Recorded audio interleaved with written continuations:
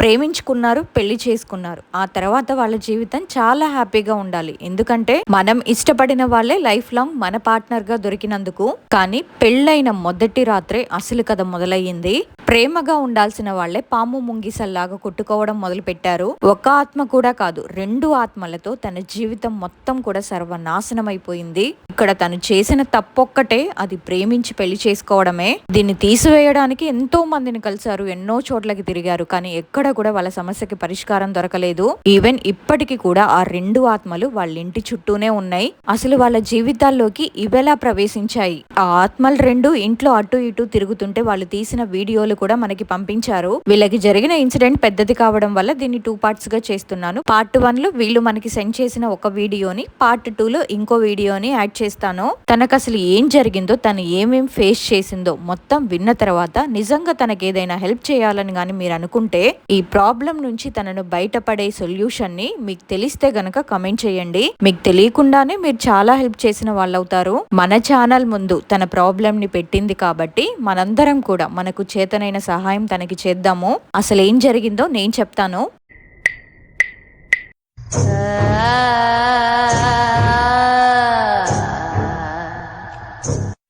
నా పేరు మృదుల. మేముండేది ప్రెసెంట్ హైదరాబాద్లో, కానీ మాది ప్రాపర్ వచ్చేసి ఆంధ్ర. మాదేంటంటే లవ్ కమ్ అరేంజ్డ్ మ్యారేజ్. మాది వేరే వేరే రిలీజియన్ అవ్వడం వల్ల మా హస్బెండ్ తరపు వాళ్ళు ఏంటంటే మా పెళ్లికి ఒప్పుకున్నట్టుగానే ఉన్నారు. ఎందుకంటే మా వారు, మీరు కనుక పెళ్లికి రాకపోతే, మీరు వచ్చినా రాకపోయినా నేను మాత్రం ఆ అమ్మాయినే పెళ్లి చేసుకుంటాను అని చెప్పేసరికి వాళ్ళు కూడా ఒప్పుకున్నట్లే అనిపించారు. వాళ్ళందరూ కూడా హ్యాపీగానే ఉన్నట్టు కనిపించారు. అసలుకైతే మా నాన్న ఒప్పుకోరేమో అనుకున్నాము మా పెళ్లికి. ఎందుకంటే మా నాన్నగారు చాలా స్ట్రిక్ట్. మేము ముగ్గురం కూడా ఆడపిల్లలమే, అందులో నేనే పెద్దదాన్ని. మా హస్బెండ్ వాళ్ళు కూడా మొత్తం ముగ్గురు, 2 సిస్టర్స్, అక్కలన్నమాట. మా వారు చిన్న తమ్ముడు. మా మామయ్య గారు ఏంటంటే మా వారు చిన్నప్పుడే చనిపోయారు.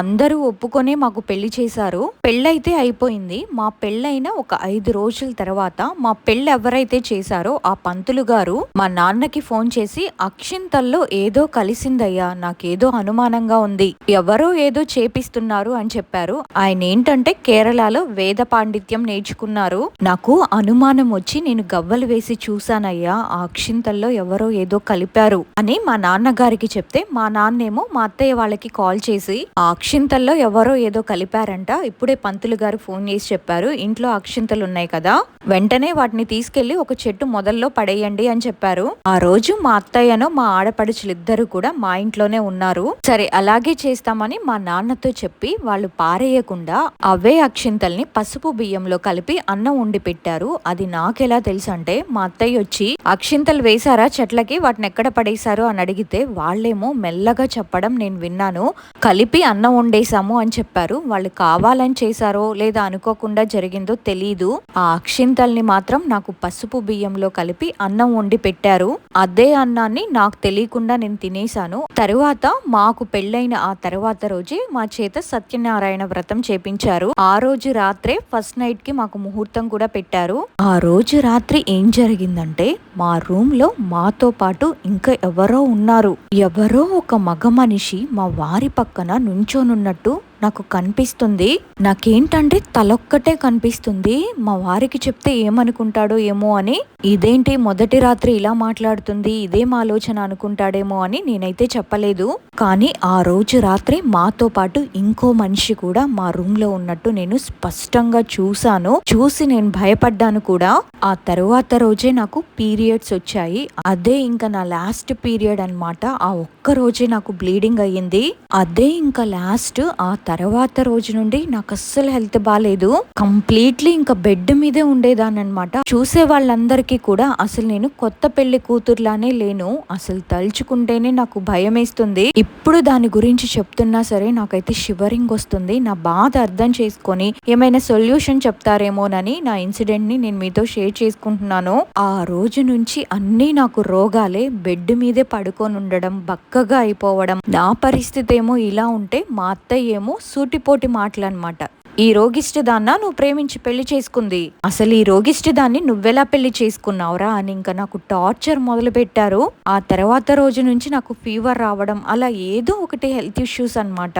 నాకు హెల్త్ బాగుండడం లేదని చెప్పి నేను అమ్మ వాళ్ళ ఇంటికి వెళ్ళినప్పుడు అక్కడ మాత్రం నేను బాగానే ఉండేదాన్ని. మళ్ళీ ఎప్పుడైతే అక్కడ నుంచి ఇక్కడికి వచ్చానో ఇక్కడికి రాగానే మళ్ళీ ప్రాబ్లం స్టార్ట్ అయ్యేది. మా ఆడపడుచులు మాత్రం ఏదో ఒక వంకతో మా ఇంట్లోనే ఉండేవాళ్ళు. అలా ఒక 2 నెలల తర్వాత నాకే తెలియకుండా సడన్ గా ఒక రోజు నేనైతే పడిపోయాను. నాకు లెగ్ ఫ్రాక్చర్ అయ్యింది. అది కూడా అర్ధరాత్రి అనుకోకుండా పడిపోయాను. నేను పడిపోవడం కూడా ఒక వింతలా అయ్యింది. మళ్ళీ దానికి తోడు బ్లడ్ ఇన్ఫెక్షన్ రావడం, దాంతో మొత్తం నేను ఇంకా బెడ్ కే అతుక్కొని పోయాను. మళ్ళీ ఫుడ్ పాయిజన్ అయ్యింది. 3 days హాస్పిటల్లో కూడా అడ్మిట్ చేసుకున్నారు. ఎండోస్కోపీ కూడా చేశారు.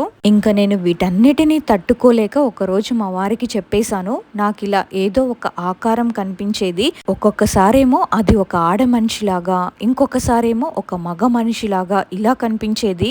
సేమ్ అచ్చం మా వారిలాగే అది నిలబడి నన్ను మధు మధు అని పిలిచేది. ఒక రోజు ఏంటంటే మా అత్తయ్య డ్యూటీకి వెళ్ళిపోయింది. మా అత్తయ్య జాబ్ చేస్తారు, మా వారు కూడా డ్యూటీకి వెళ్ళిపోయారు. మా ఆడపడుచులు ఇద్దరు కూడా మా ఇంట్లోనే ఉన్నారు. వాళ్ళ పనిలో వాళ్ళు ఉన్నప్పుడు నాకు మళ్ళీ అది కనిపించింది. అది నన్ను పిలిచినట్టుగా నా పక్కనే వచ్చి నుంచున్నట్టుగా అనిపించేది. ప్రతిరోజు కూడా ఒక్క రోజు కూడా మిస్ కాకుండా ఆ ఆకారం నాకు ప్రతిరోజు కూడా కనిపించేది. ఈవెన్ ఇప్పటికీ కూడా నేను దాన్ని ఫేస్ చేస్తున్నాను. అయితే నేను మా వారికి చెప్పడం మొదలు పెట్టాను, ఎవరో సేమ్ మీ గొంతుతోనే నన్ను పిలుస్తున్నారు, ఎవరో కూడా నాకు కనిపిస్తున్నారు, అదెవరనేది నాకు అర్థం కావట్లేదు అని చెప్తే అప్పుడు మా వారు నన్ను ఉప్పల్ దగ్గర ఒక దర్గా ఉంటుంది అక్కడికి తీసుకొని వెళ్ళారు. మేము ఆ దర్గా దగ్గరికి వెళ్ళినప్పుడు ఏంటంటే రంజాన్ ఉపవాస రోజులు ప్రారంభమయ్యాయి. మేము వెళ్ళినప్పుడు ఆ బాబా గారు చిన్న పిల్లలకి మంత్రం వేస్తున్నారు. నన్ను అసలు లైన్ లో కూడా నుంచోనివ్వలేదు ఆయన. నువ్వు అసలు ముందు ఇక్కడ నుంచి వెళ్ళిపో అన్నారు. మా హస్బెండ్ ఏమో నేనే తీసుకుని వచ్చింది అన్నారు. దాంతో మా వారికి ఆయన చెవులో ఏదో చెప్పి ఒక చిన్న వాటర్ బాటిల్ ని తెప్పించి ఆ వాటర్ ని మంత్రించి మా వారికి ఇచ్చి వేరే ఆయన అడ్రస్ చెప్పి తొందరగా నన్ను ఆయన దగ్గరికి తీసుకొని వెళ్ళమని చెప్పారంట. ఆ బాబా గారైతే అసలు నన్ను అక్కడి నుంచి వెళ్ళగొట్టినంత పని చేశారు. మా వారింకా ఆయన చెప్పిన అడ్రస్ కి నన్ను తీసుకొని వెళ్లారు. అక్కడేమో వేరే ఆయన కొంచెం దూరంలోనే ఫుట్ పాత్ మీద కింద కూర్చొని ఉన్నాడు. ఆయన దగ్గరికి వెళ్తే ఆయనేమో నా నాడి పట్టుకొని చూసి ఈమెకి చేతబడి జరిగింది, మీ ఇద్దరు కూడా విడిపోవాలని చెప్పి మీకు కావాల్సిన వాళ్లే మీకు చేతబడి చేయించారు అని చెప్పారు. నాకు 1200 ఇవ్వండి, నేను తీసేస్తాను, ఇది మాత్రం లోపల పాతుకుపోతే తీయడం కష్టం, మీరు తొందరగా తీయించుకోండి అని ఒక రోజు రమ్మని చెప్పారు. ఆ రోజు వచ్చి తీయించుకోమన్నారు. అమావాస్య రోజు అది. అప్పటి వరకు కూడా ఈ సాంబ్రాణి వేయమని మాకు సాంబ్రాణి ఇచ్చారు. నేను మా వారు ఇంటికి వెళ్ళాము. ఇంటికి వెళ్ళి సాంబ్రాణి వేస్తుంటే మా ఆడపడుచు మాత్రం పిల్లల్ని తీసుకొని గదిలోకి వెళ్ళి డోర్ పెట్టుకుంది. ఒక్కసారి కాదు, మేము ఎప్పుడు సాంబ్రాణి వేసినా తను అలానే చేసేది. అప్పుడు కూడా మాకు తన మీద ఏ మాత్రం కొంచెం కూడా డౌట్ రాలేదు. ఆ సాంబ్రాణి వేశాక నాకు ఒక వారం రోజులైతే బానే ఉన్నాను. నేను బానే ఉన్నానని చెప్పి మా ఆయన ఏంటంటే అంతా మర్చిపోయారు. ఇంకా ఆయన కూడా లైట్ తీసుకున్నారు. ఆయన ఏంటంటే అమావాస్య రోజు నన్ను అక్కడికి తీసుకురమ్మన్నారు కదా, అది కూడా మర్చిపోయారు. ఆ తర్వాత నేను ఇంకా బెడ్ సిక్ అవ్వడం, మొత్తం హాస్పిటల్ చుట్టూ తిరగడమే సరిపోయింది. నాకేమో నేను నిద్రపోతున్నప్పుడు ఎవరో నా పక్కనొచ్చి కూర్చోవడం, నా ముందు నుండి నడుచుకుంటూ వెళ్ళడం ఇలా కనిపిస్తూ ఉండేది. నాకు ఇంకా కంప్లీట్ గా పీరియడ్స్ రావడం ఆగిపోయాయి. మా పెళ్లి జరిగింది 2019 మార్చ్ లో. నాకు అప్పటి నుండి కూడా పీరియడ్స్ రాలేదు.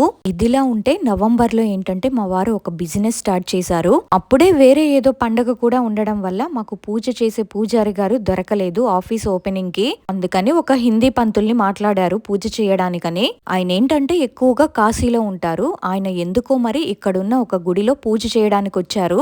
ఆయనే మా ఆఫీస్ ఓపెనింగ్ అప్పుడు పూజ చేశారు. పంతులు గారు వచ్చారని చెప్పి మా ఆయన వాళ్ళ ఫ్రెండ్స్ ఆయన దగ్గరకు వచ్చి జాతకం చెప్పించుకుంటున్నారు. అయితే అప్పుడే మా అత్తయ్య కూడా మా అమ్మాయికి కూడా జాతకం చూడండి అని నన్ను ముందుకు తీసుకొని వెళ్లి కూర్చోబెట్టింది. ఆయనేమో మొత్తం హిందీలోనే మాట్లాడారు, కానీ నాకైతే హిందీ రాదు. ఇప్పుడు ఈయన చెప్పినవన్నీ మా అత్తయ్య నాకు చెప్పింది. ఈమెకి ఎవరో చేతబడి చేశారమ్మా, గర్భసంచి కూడా కట్టేశారు, డేట్ రాకుండా చేశారు, మీ సైడ్ వాళ్లే చేశారు, ఈ అమ్మాయికి డేట్ రావడం లేదు కదా అని అడిగారు. మేము కొత్తగా పెళ్ళైన అయిన కపులైనా సరే మేము మాత్రం ఫిజికల్ గా చాలా దూరంగా ఉండేవాళ్ళం. అసలు లవ్ చేసి పెళ్లి చేసుకున్న వాళ్ళలాగే లేము చెప్పాలంటే. మా ఇద్దరి మధ్యలో దూరం పెరిగిపోయింది. మేమిద్దరం కూడా ఒకరంటే ఒకరికి పడకుండా అయిపోయాము. నాకు మా వారికి గొడవలు ఎక్కువ రావడంతో బెడ్ మీద ఇటు చివరేమో నేను, అటు చివరేమో మా వారు పడుకునే వాళ్ళము. అస్సలు మాట్లాడుకునే వాళ్ళం కూడా కాదు, అలా ఉండేవాళ్ళం. మా అత్తయ్యకి ఏంటంటే మేమిద్దరం గొడవ పడుతున్నామన్నది తెలుసు, కానీ మేమిద్దరం కూడా గొడవ పడి వండుకున్న అన్నం కూడా తినడం లేదు అని, మేమిద్దరం కూడా అంత దూరంగా ఉంటున్నామని ఆ పంతులు గారి నోటి నుండి చెప్పడం అది చాలా షాకింగ్ గా అనిపించింది మాకు. మరి దీనికి పరిష్కారం చెప్పండి అంటే ఆయనేమో నాకు అమ్మవారు చెప్పడం లేదమ్మా, ఒకవేళ అమ్మవారు చెప్తే నేనే మీకు పరిష్కారం చెప్తాను అన్నారు. ఆయన కూడా ఏమీ ఆన్సర్ ఇవ్వలేదు కదా. ఇంకా మేము కూడా సైలెంట్ గా ఉండిపోయాము. ఇంకా అలానే గడుస్తున్నాయి రోజులు కూడా. సేమ్ మనుషులు ఎలా ఉంటారో ఆ రెండు పిశాచాలు కూడా నాతో అలానే ఉండేవి. ఇంకా తర్వాత ఒక రోజు సంక్రాంతి వచ్చిందనమాట. అప్పుడు మా అత్తయ్యకి ఏంటంటే హాలిడేస్ వచ్చాయి. ఆమె ఒక రోజు నాతో ఓపెన్ అయ్యారు. వాళ్ళ కూతుర్ల గురించి మొత్తం చెప్పింది, వాళ్లే చేయించారు అని. నాకు తెలిసిందమ్మా, అన్ని కూడా వాళ్లే చేయిస్తున్నారు, నువ్వు కనుక ప్రెగ్నెంట్ గా ఉంటే మాత్రం వాళ్ళకి చెప్పకు అని చెప్పారు.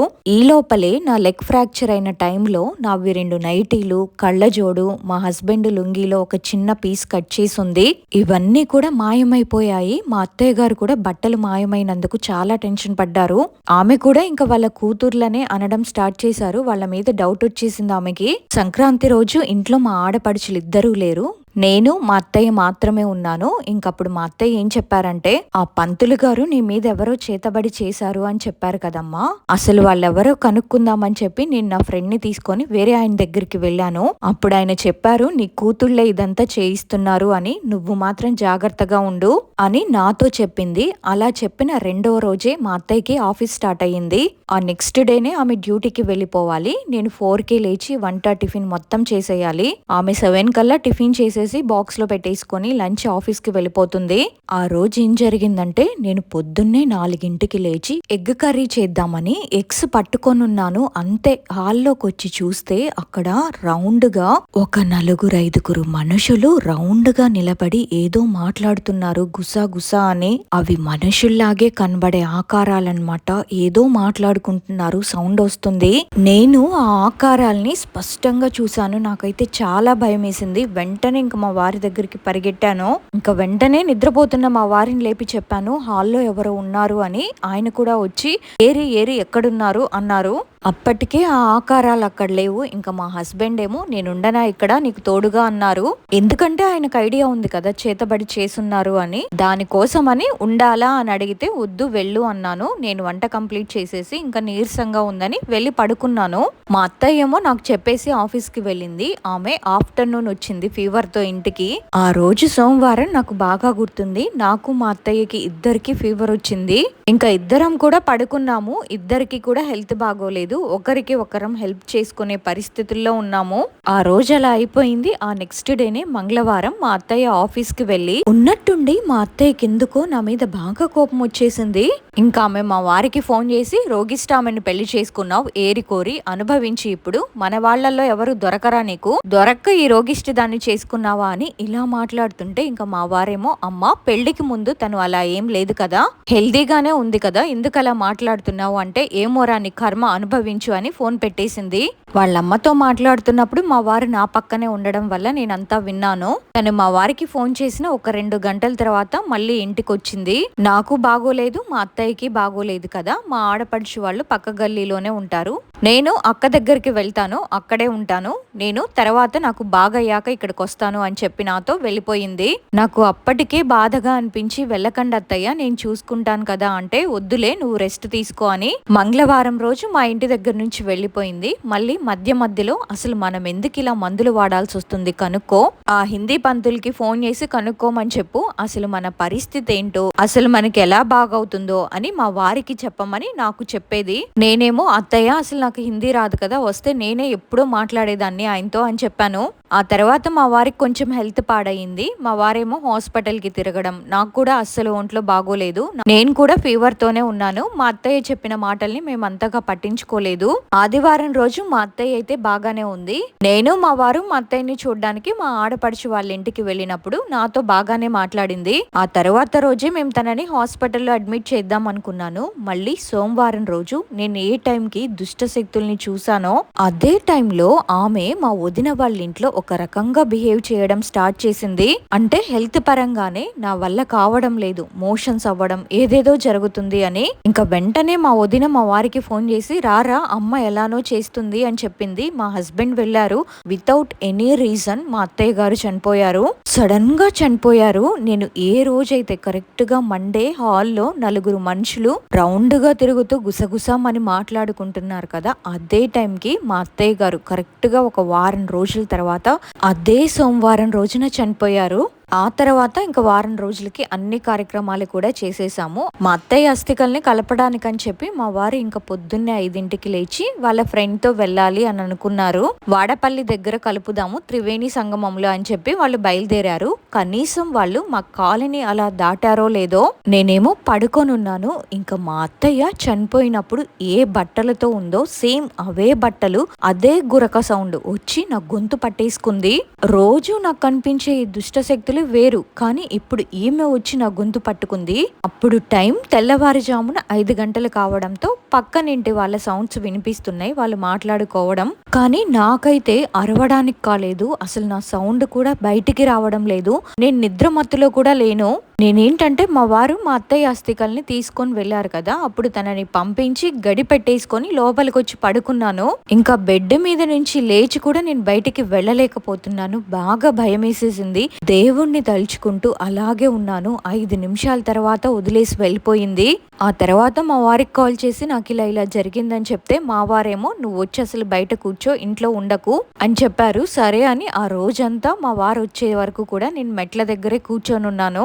మా వారు వచ్చే వరకు కూడా నేను ఇంటి లోపలికి అస్సలు వెళ్ళలేదు. ఆ తర్వాత కూడా ఇంట్లో ఎవరో ఉన్నట్టుండడం, ఇంకా అలానే జరుగుతుండడంతో హిందీ పంతుల్ని మళ్ళీ తీసుకొని వస్తే ఆయనకేంటంటే మా అత్తయ్య చనిపోయినట్టు తెలీదు. ఆయనకి మా వారు కాల్ చేసి ఇంట్లో అమ్మాయికి బాగోలేదు రండి అంటే మా ఇంటికి వచ్చారు. వచ్చి అమ్మ చనిపోయిందా అని కొంచెం సేపు బాధపడి ఒక పూజ లాంటిది చేసి ఆమె ఆత్మ ఎక్కడికి వెళ్ళలేదు, ఇక్కడే ఉంది అని చెప్పారు. నాకేంటంటే రోజు కూడా నా పక్కనే ఎవరు చిటికెలు వేసినట్టు సౌండ్స్, పట్టీలతో నడుచుకుంటూ వెళ్తున్నట్టు సౌండ్స్, అన్ని ఇవి బాగా రోజు వస్తూ ఉండేవి. నేనేంటంటే నాకు ఇలా ఇంట్లో సౌండ్స్ వినిపిస్తున్నాయని మా వారితో చెప్తే అప్పుడు ఆ పంతులు గారిని మా ఇంటికి తీసుకొచ్చారు. ఆయన కూడా మా బెడ్రూమ్ లోకి వెళ్ళి నేను ఎక్కడెక్కడైతే సౌండ్స్ వస్తున్నాయని మా వారికి చెప్పానో ఆయన కూడా హిందీలోనే మాట్లాడుతున్నాడు. ఇక్కడ ఈ అమ్మాయికి ఈ సౌండ్స్ వస్తున్నాయి అని, ఇక్కడ చిటికెల సౌండ్ వస్తుంది, ఇక్కడ పట్టీల సౌండ్ వస్తుంది అని మా వారికి చెప్తుంటే మా వారేమో అది విని షాక్ అయ్యారు. మేమేంటంటే క్రిస్టియన్స్, మా హస్బెండ్ వాళ్ళేమో హిందూస్. నేను జీసస్ ని బాగా నమ్ముతాను. ఇంకా పంతులు గారు కూడా ఆ మాటే చెప్పారంట, ఈమెకి జీసస్ కూడా కాపాడుతున్నాడు కాబట్టి ఉన్నది అని చెప్పారంట. అంటే వాళ్ళ అత్తయ్య ఆత్మ ఇక్కడే ఉంది అని. మరి దీనికి పరిష్కారం అయితే నాకెందుకు తెలియడం లేదు అని చెప్పి నవధాన్యాలు మంత్రించి మా ఇంటి చుట్టూ వేశారు. అది కూడా మరి నాకేం పని చేయలేదు. వెంటనే మా నాన్న వేరే వాళ్ళ అడ్రస్ చెప్తే మేము అక్కడికి వెళ్ళాము. వాళ్ళు ఏంటంటే గవ్వలు వేసి చూసి చెప్పారు మా హస్బెండ్ కి, మీ ఇద్దరి సిస్టర్స్ ఉన్నారు కదా వాళ్లే చేశారు, మీకు పిల్లలు పుట్టకుండా మీరు కలిసి ఉండకుండా అని చెప్పారు.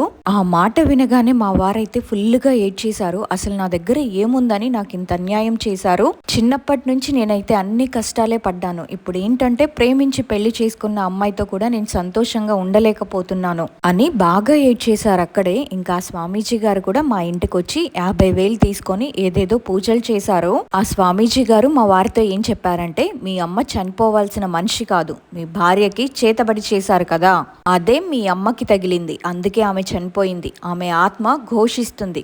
అంతేకాదు నీ భార్య కడుపులోకి కూడా మందు పెట్టారు, అది వెంటనే తీసేయాలి. మీరేం చేస్తారంటే ఒక రోజు ఖాళీ కడుపుతో నా దగ్గరికి రండి అని చెప్తే ఇంకా సరేనని మేము ఉదయాన్నే 5:30కి వెళ్ళాము. మందు తీశారు. నేనేంటంటే అంతకు ముందు ఇలా నల్ల మందులు ఉంటాయని అస్సలు నమ్మేదాన్ని కాదు. మందు పెడితే ఒక మనిషి మారడం ఏంటి, చావడం ఏంటి అని ఇలా అనుకునేదాన్ని. ఎప్పుడైతే నేను కక్కితే వచ్చిన ఫుడ్ చూసి నేనైతే షాక్ అయ్యానో, ఆ స్వామీజీ వారు నాకు మా వారికి ఇద్దరికి ఇచ్చారు. కానీ మా హస్బెండ్ కి వామిటింగ్ లో ఏం రాలేదు, నాకేమో వంకాయ కూరతో పాటు వచ్చేసింది. నేను అసలు వంకాయ కూరే తినను, నాకు ఇష్టం ఉండదు. అలాంటిది మా అత్తయ్య చేస్తే ఫస్ట్ టైం తిన్నాను. రాగి సంకటి వంకాయ కూర దాంతో పాటు వచ్చేసింది. అది ఎప్పుడైతే ఆ మందు నా కడుపులో నుంచి పోయిందో అప్పటి నుంచి కూడా నాకు కొంచెం హెల్త్ బానే ఉంది. నాకు అప్పుడే డేట్ రావడం కూడా స్టార్ట్ అయ్యింది. అంతవరకు కూడా ఎన్ని హాస్పిటల్స్ తిరిగినా ఏం చేసినా సరే కడుపులో ఏం ప్రాబ్లం లేదు. మీకు డేట్ ఎందుకు రావడం లేదు, మీకు డేట్ రావట్లేదు అనేది నిజం కాదు, వస్తుందేమో మీరే చెక్ చేసుకోవడం లేదు అని ఎంతో మంది డాక్టర్లు నన్ను అలా అనడమే నాకు తెలుసు. అట్లాంటిది ఆ మందు కక్కించిన తర్వాత పీరియడ్స్ అనేవి కరెక్ట్ గా రావడం మొదలయ్యాయి. ఇప్పటికీ కూడా కరెక్ట్ గానే వస్తున్నాయి. ఒకసారి ప్రెగ్నెన్సీ కూడా వచ్చింది, డాక్టర్ కన్ఫర్మ్ కూడా చేశారు, స్కానింగ్ లో చూసి చెప్పింది ఇంకో 10 days అయితే హార్ట్ బీట్ వస్తుందేమో చూద్దాము, ఇప్పటికైతే హార్ట్ బీట్ రాలేదు అని 5th week లో చెప్పిందనమాట. ఇంకా డాక్టర్ గారు బేబీ మంచిగా గ్రోత్ అవ్వడానికి కొన్ని మెడిసిన్స్ కూడా రాసిచ్చారు. ఇంకా మెడిసిన్స్ తీసుకొని ఇంటికి వచ్చి అవే వాడుతున్నాను. ఒక రోజు రాత్రి నేను పడుకున్నాను, ఎవరో ఒక ముసలావిడ జుట్టు వదిలేసి చివర్లో ముడి వేసుకొని నా పక్కనొచ్చి నిలబడి నా కడుపులో చెయ్యి పెట్టి వెతుకుతుంది. నేనేంటంటే ఆ టైంలో చెయ్యి అడ్డుగా పెడుతున్నాను, వద్దు నా కడుపులో బిడ్డుంది అన్నట్టుగా. ఆమెకి నా కడుపు కనిపించకుండా నా చెయ్యి అడ్డు పట్టుకొని నేను దాచిపెడుతున్నాను. ఆమె చెయ్యి పెట్టి వెతికి వెతికి నా బేబీనైతే పట్టుకుంది. వెంటనే లేచి చూసేసరికి ఆమె ఉంది అక్కడే. నేనైతే అది కళ అనుకుంటున్నాను, కానీ అది కళ కాదు, నిజంగానే ఆమె నా ఎదురుగా నిలబడుంది. నేను చూశాను ఆమెని. నేను చూస్తుండగానే నా ఎదురుగా ఒక 5 నిమిషాల్లో తను మాయమైపోయింది. ఆ తరువాత రోజే నాకు కొంచెం స్టొమక్ పెయిన్ వచ్చి ఇంకా బ్లీడింగ్ అవ్వడం స్టార్ట్ అయ్యింది. నాకు ఇలా జరుగుతుందని డాక్టర్కి ఫోన్ చేసి చెప్తే, నువ్వు ఇంత దూరం రావద్దు, అక్కడే స్కాన్ చేయించి ఆ రిపోర్ట్ నాకు వాట్సాప్లో పంపించు అని చెప్పారు.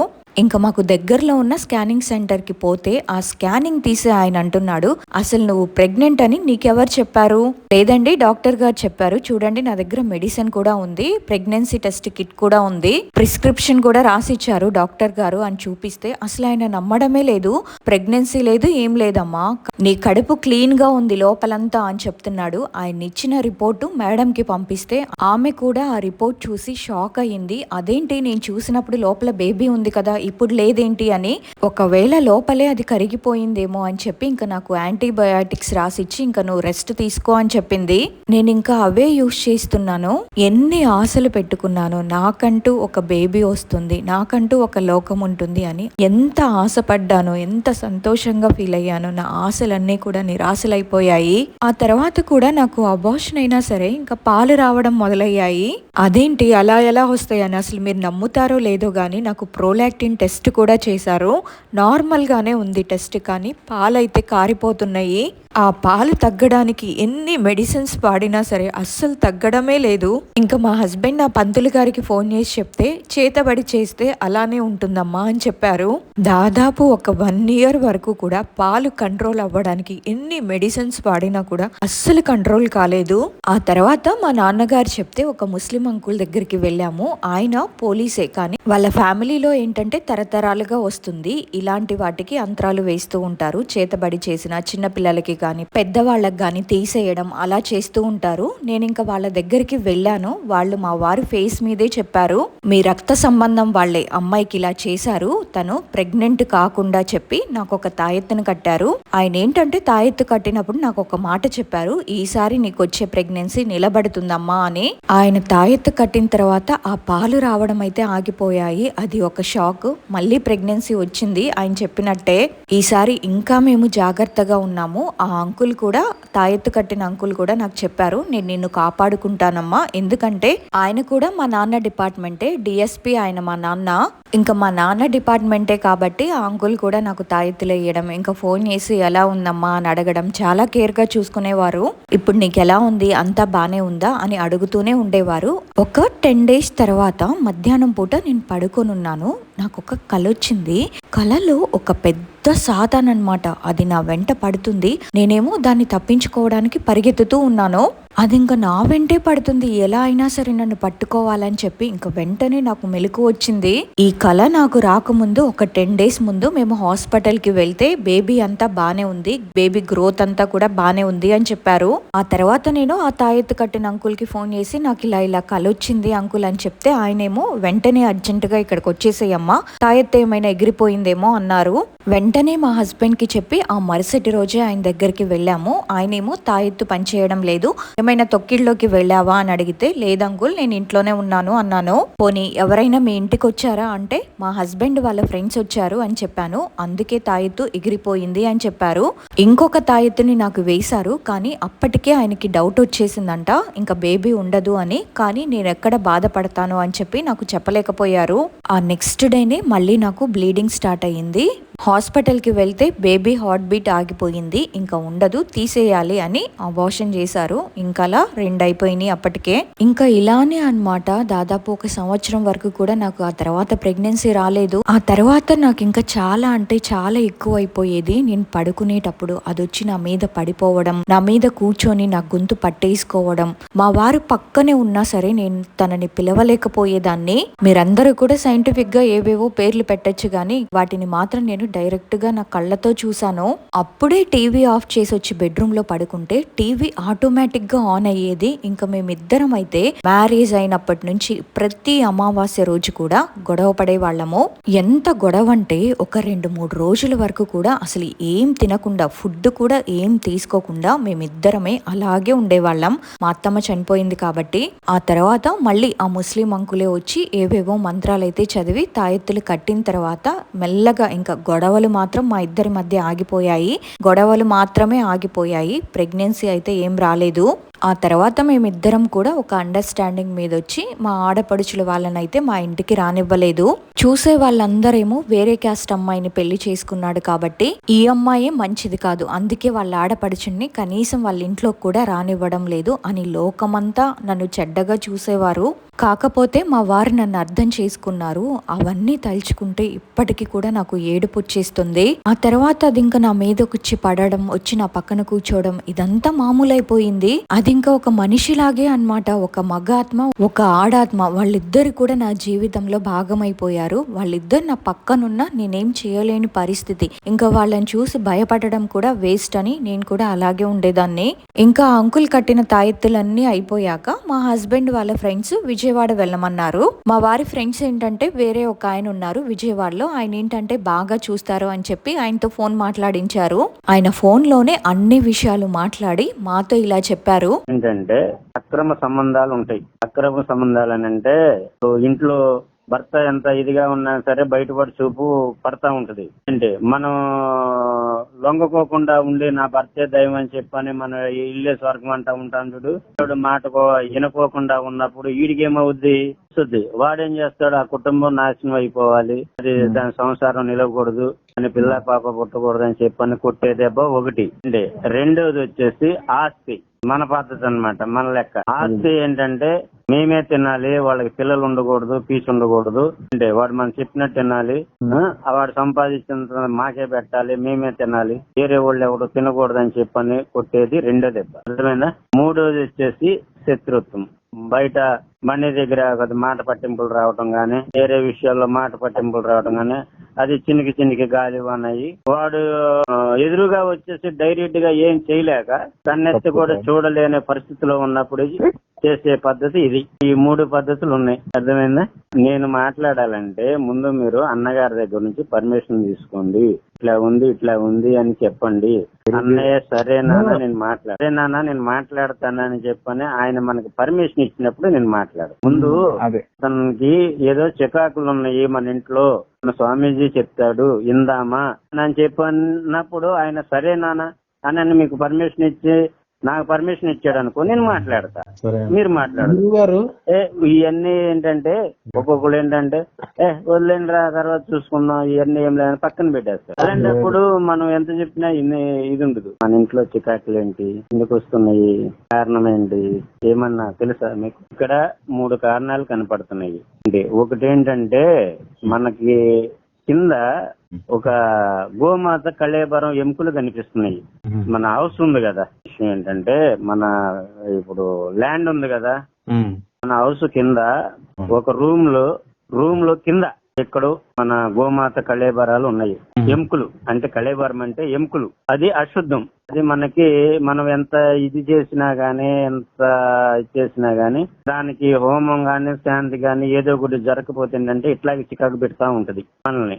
రెండోది వచ్చేసి 2 ఆత్మలు తిరుగుతున్నాయి మన హౌస్ లో, ఒక ఆడ ఒక మగ. అది ఎట్లా వస్తుంది అని అంటే నేను ఇక్కడ చూసుకున్నాను. మన హౌస్ నేను వీడియో పెట్టమన్నాను, నాకు అనుమానం వచ్చి బాబోళ్ళు శుభ్రంగా తీసి నాకు పెట్టారు. పెడితే అక్కడ ఏంటంటే 2 కదలికలు కనిపిస్తున్నాయి. ఒక స్త్రీ పురుషుడు, అమ్మ ముఖంలో జీవం లేదు, కళ లేదు. అమ్మ అంటే మీ మిస్సెస్ గారు మనోవేదంతో ఉన్నారు. చాలా డిస్టర్బెన్స్, మనసు అంతా కూడా డిస్టర్బెన్స్ గా ఉంది. ఆలోచన ఏంటి పరిస్థితి, ఏంటి మాకేంటి. తర్వాత వచ్చేసి మనకు సంతానం కూడా లేదు కదా. ఏమన్నా అంతకుముందు ఏమన్నా 1-2 వచ్చి పోయిన బాబు ఉంది కదా, ఎందువల్ల పోయినాయని చెప్పని ఏమన్నా చూపించినారా? మీ పరంగా మెడికల్ పరంగా చూపించినారా? ఏమీ లేదు, అందులో ఏమీ లేదు. వస్తుంది ఈ మందులు వాడాలి, ఇట్లా ఉంది, ఈ గర్భ సంచి లూజ్ గా ఉంది, లేదంటే ఏదో ఇన్ఫెక్షన్ వచ్చింది, ఇది. కానీ అమ్మ దగ్గర ఏమి లేదు. ఆమెకి అంత హెల్త్ పరంగా అంత మంచి ఇది అనమాట, జోషిగా ఉన్నారు. కానీ జీవం లేదు. ఎందుకని లేదు? ఇది ప్రభావం. ఇది మీకు మిత్రుడు కావచ్చు, శత్రువు కావచ్చు, అంటే మీ బంధువర్గం కావచ్చు, లేదంటే మీరు రక్త సంబంధితులే కావచ్చు. మీలో ఒకరికి శత్రుత్వం ఉంది, మీ మీద శత్రుత్వం ఉంది.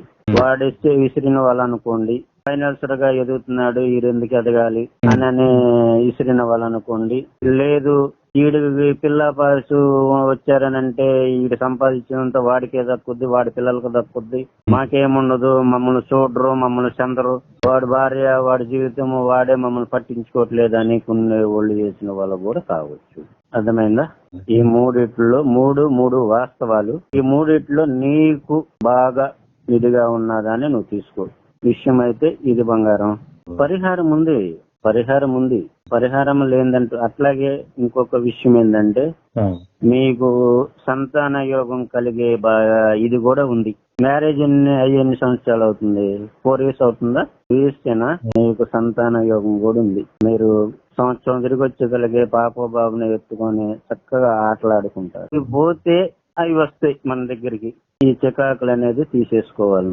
ఈ విషయాలు మరి అమ్మకి ఎలా చెప్పుకుంటారో ఏమిటో అనేది చెప్పుకొని తీసేయండి గురువు గారు అని అంటే నేను ఒక రోజు చూసుకొని వస్తాను, శుభ్రంగా చేస్తాను. ఒక 20,000 ఖర్చు అవుద్ది, చేసుకోగలరా? శుక్రవారం నైట్ కి నేను వస్తాను. శుక్రవారం నైట్ కి నీ దగ్గర ఉంటాను, నా సరుకులు తీసుకొని, నేను తెచ్చే తీసుకొని. అంటే దొరకని వస్తువులు నాకు సంబంధించిన అక్కడ సంబంధించి నేను తీసుకుని వచ్చుకుంటా. మీరు ఉండకూడదమ్మా, బయట వ్యక్తులు ఉండకూడదు. ఇప్పుడు వాళ్ళు మనం తీసి బయటకు పంపిస్తాం కదా. ఇప్పుడు అన్నయ్యని రమ్మంటే అమ్మను వదిలిపెట్టి ఆ టైంలో రాకూడదు, రాలేడు. మనమే తీసుకెళ్లి బయట జల సమాధి చేయాలి. నైటేనమ్మా, పగలు చేయకూడదు. శుక్రవారం నైట్ చేస్తాను. ఈ ఆడియోలో ఆ స్వామీజీ గారు ఫస్ట్ మాట్లాడింది వాళ్ళ హస్బెండ్ వాళ్ళ ఫ్రెండ్స్ తో అన్నమాట. వాళ్ళ ఫ్రెండ్స్ లో ఒకరింట్లో ఇలాంటి ప్రాబ్లం ఉంటే ఆ స్వామీజీ గారే క్లియర్ చేశారు. అందుకని ఫస్ట్ వాళ్ళు కాంటాక్ట్ అయ్యి ఆ తర్వాత ఈయనతో మాట్లాడించారు. ఏదైతే ఆయన చెప్పారో అచ్చుగుద్దినట్టు అవన్నీ నిజాలే వాళ్ళ విషయంలో. ఆయన మాట్లాడిన మాటలన్నీ కూడా నేను డైరెక్ట్ గా ఎందుకు యాడ్ చేశానంటే తెలియని వాళ్ళకు కూడా కొంచెం ఇన్ఫర్మేషన్ ఉంటుంది. ఆ స్వామీజీ గారు చెప్తే తెలియని విషయాలు కూడా తెలుస్తాయి, వింటారు అని యాడ్ చేశాను. మొత్తం కూడా దీన్ని 3 రకాలుగా చేస్తారు అని చెప్పారు కదా, మీకు అర్థమయ్యే ఉంటుంది. అంతా బానే ఉంది కదా, మొత్తం జరిగింది జరిగినట్టుగా చెప్పారు. పూజ కూడా చేస్తానన్నారు. అంతకు ముందు ఒక ప్రాబ్లమ్ ని సాల్వ్ చేసిన స్వామీజీయే కదా, మరి ఆ సమస్య తీరిపోయింది అంటే తీరిపోతే పార్ట్ 2 ఎందుకుంటుంది? ఆయన సాయశక్తిలా కూడా ఆయన చేశారు. ఆ తర్వాత జరగాల్సింది జరిగిపోయింది. ఆ విజయవాడ స్వామీజీ గారు వీళ్ళ దగ్గరికి శుక్రవారం రోజు రాత్రి ఇంటికొచ్చి పూజ చేస్తాను అని చెప్పారు కదా. ఆ తర్వాత ఏం జరిగింది, మళ్ళీ ఏమేం జరిగినాయి వీళ్ళింట్లో అనేది పార్ట్ 2లో నేను చెప్తాను. అండ్ ఇంకొక విషయం ఏంటంటే వీళ్ళు రెండోసారి ఒక ఆయన దగ్గరికి వెళ్ళారు కదా. ఆయన ఏంటంటే మంత్రించిన కొన్ని వాటర్ నను ఇల్లంతా సాంబ్రాణి పొగ వేయండి అని వీళ్ళకి సాంబ్రాణి ఇచ్చారు. ఇంటికి వచ్చిన తర్వాత ఆ సాంబ్రాణిని వీళ్ళు ఇల్లంతా వేస్తున్నప్పుడు ఆ ఆత్మ ఇంట్లో నుంచి బయటికి వెళ్ళిపోతున్న ఆ విజువల్స్ అనేవి క్లియర్ గా సీసీ కెమెరాలో రికార్డ్ అయ్యింది. ఆ వీడియో నను ఇంకో వీడియోని కూడా సెండ్ చేశారు. ఫస్ట్ ఈ వీడియోని యాడ్ చేస్తాను.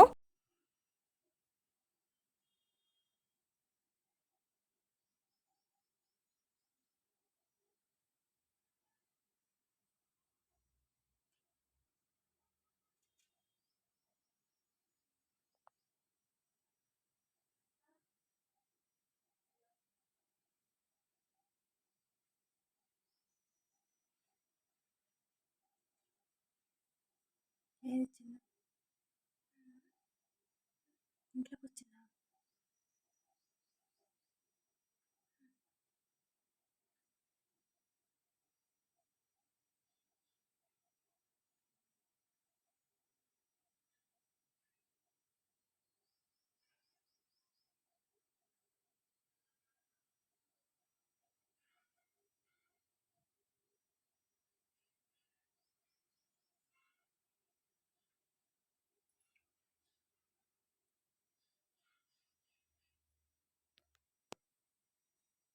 తేనా